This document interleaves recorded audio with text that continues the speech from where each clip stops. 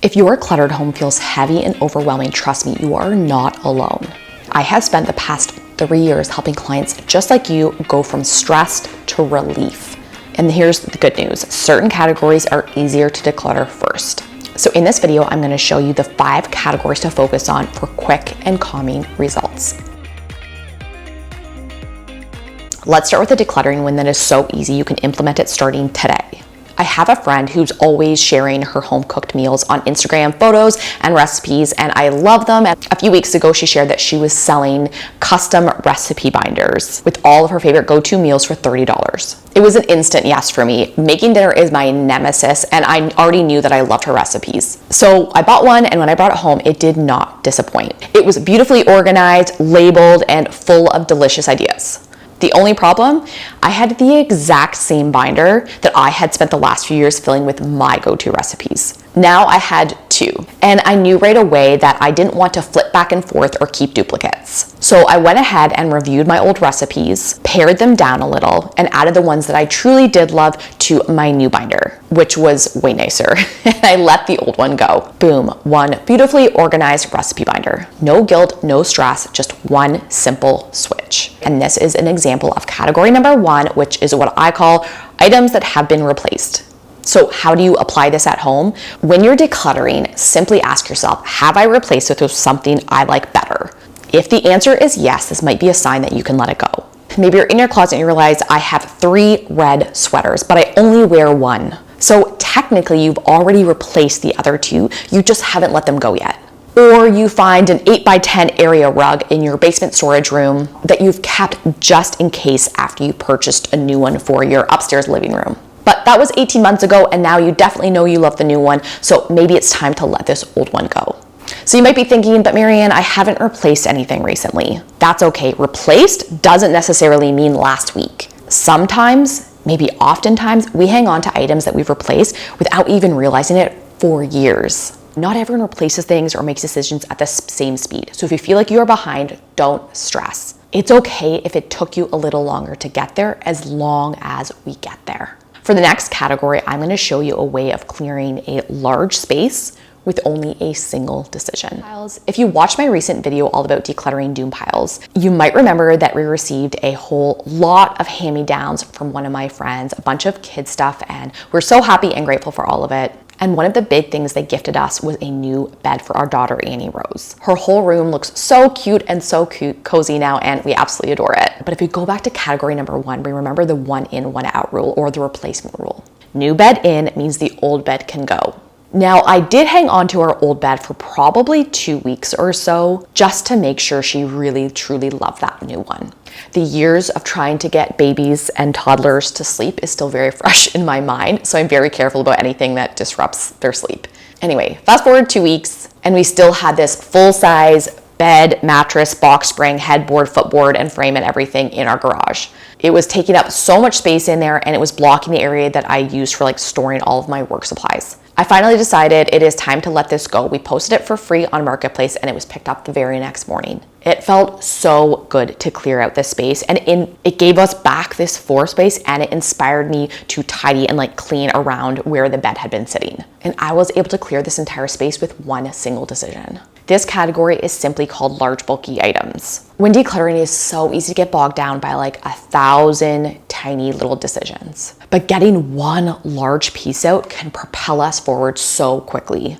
To put this into action in your own home, simply look around your house with this lens. Where can I create a significant amount of space with only 1 or 2 items? And remember that large or bulky can be relative. We obviously only have so many random beds to declutter out of our garage. But in the kitchen, we might have a client say, oh, I never really use that juicer, we can get rid of it, which is a huge win for storage, literally and figuratively. This one appliance can clear out an entire cupboard or entire shelf or entire corner. And it's especially motivating after spending the better part of an hour dealing with, a junk drawer where there's a million tiny little bits. Another common example are home offices, where dealing with paperwork can feel like it takes a year to do one single box. But if we have one old printer or maybe a paper shredder that's never gets used anymore, these items can free up an entire corner of a room. Or maybe an old chair that's been in the corner for 15 years and its only purpose since 2011 has been to hold piles of other clutter. Have a look around your house and see if there's any large items that you could get rid of to quickly clear out a space. In my next example, I'm going to show you how we can use the different seasons to make decluttering more seamless. Over the past year, we received a bunch of hand-me-down bathing suits for the kids, and even a month or so ago, I actually purchased a new one for myself as well. But because we rarely swim over the winter because it's minus 30 here, for which feels like forever, I usually just toss our swim stuff into our swim bag, our family swim bag, which lives in our son's closet. As you can see, very fancy organizational systems, but they work. Anyway, the other day, I went to get a suit out for Lee and I realized that we had an excess of bathing suits. It was a chaotic mess in there. When I put everything away last September, it would be hard for me to know exactly what we would need for the new year. We can make educated guesses for our future selves, but sometimes it's worthwhile to just give it a minute. So fast forward to June, and now I know what size the kids are, I know what size I am, and I can reassess our needs more confidently. I quickly went through everything we had and quickly made decisions on sizes and how many I wanted per person. I usually like having a maximum of 2 to 3 bathing suits each. So I decided which ones I wanted to keep. I put them back in the bag, and the ones that were no longer needed, I put into our too small bag, which will be donated to like some younger little cuties who will wear them. Within minutes, I was able to get rid of, I think, 6 bathing suits. Do you know why this category was easier to tackle now rather than last September? Because it's now beach season, which is exactly why category number 3 of easy decluttering wins is in-season items. Anything that is being used currently. These items are top of mind for us. It's so much easier to know if we would be using it because if we would be using it, we would be using it now. If you're thinking, okay, Marianne, I get it, but how can I apply this in my own home? To get you started, I have created a quick cheat sheet with a list of common and easy items to tackle at different parts of the year. I encourage you to take a screenshot of this, which you can reference whenever you need it. For example, I review our Christmas decor while I'm putting it out for the year or at the end of December when I'm putting it away. And I find it much easier to review, winter boots during snow season or Halloween costumes in October, or I love doing school supplies in September. But if you're thinking, Marianne, that is too much for me, I am totally overwhelmed, I need something even easier to start, I totally get it. Which is exactly what I will tackle in my next example. Oftentimes when we're working with clients, they have hired us to tackle an area that's really sticky for them, something that is just a big mental block that they can't do. So maybe they absolutely love reading and they love books, but because they struggle to even let go of any books at all, their collection has just become a giant chaotic mess in the corner of their basement. But even when we have clients who are like mentally prepared to move forward, it can still be very emotionally charged. So when we start working with them and it's the first part of the day, the first part of the job, we try to start with something so easy. So within the bookshelves that are tricky because they're holding all the books they love, there might also be, an entire table full of like old half-broken toys or old paperwork or like shreds of paper. These items are what I refer to as things we don't really care about. This category might sound small or insignificant, but seeing a small amount of progress can sometimes be all we need to keep going. So how do we spot these small things among the weeds? Let me show you. If you're dealing with a huge pile of stuff, maybe it's like several doom piles all over your main floor of your house. You can literally just dig through and grab the stuff you are confident you don't care about. You could even simply just pull out garbage and recycling. Even just removing trash can make a whole area feel less overwhelming. I've watched clients start pulling out like food wrappers out of their bedside tables, and then within 15 minutes, they've pulled everything out, reviewed everything, and have a box full of items they know that they can let go of. I wanted to try this in my own home, so I quickly walked around and looked for things I didn't care about. Within minutes, I was able to find 2 items right away. One was a tie that we got from a recent Alzheimer's walk. Do I love the Alzheimer's Society? Am I so grateful for everything they do for our community? Absolutely. Do I care about this random tie that we got free from their walk last month?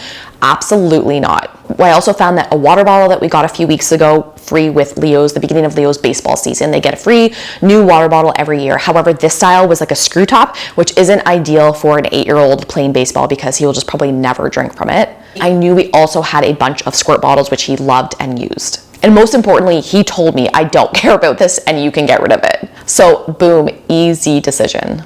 Getting those dopamine hits from tackling anything can move us forward to tackling way more clutter. Next up, I'm showing you a category that can be a bit trickier, but I've included it in this list because if you are able to tackle it, it can provide a huge boost of confidence. Okay, let me quickly go back to our bathing suits for a second. I mentioned that I had purchased one for myself a couple of months ago. I had found this suit at the thrift shop and I absolutely loved it, and it still had the tags on it, and it was some really nice brand that like normally retailed for over $100, and they had it for sale for $50, and I thought, you know what, this is such a good score. When I tried it on at the store, it felt good once I got it on. However, it was like a bit of a struggle to get it on. But I'm like, you know what? It's such a good deal and I really like it, so I'm just gonna make it work. Well, fast forward to last weekend, I was decluttering our bathing suits and I went to try it on and I'm like, heck no. Putting it on and getting it like over my hips was like a form of torture, and it wasn't even wet yet. I was so mad at myself for spending $50 on this, but in that moment, I just knew I couldn't do it. There's no way I could wear this to the beach this summer. This final categories are items that make us feel some sort of guilt. Yes, this category can be tricky and we often avoid it, but they can have a big emotional impact, and the feeling of freedom can be powerful. It often makes us think, oh, well, like if we can tackle that, then we can definitely tackle, our cutlery drawer. If you're thinking, Marianne, these items are way too heavy for me, then I have a video to help you. This video goes into detail about all items that we have some sort of a guilt around. And if you're interested, you can watch it right here. Thank you guys so much for watching as always, and I will see you in the next one. Bye guys.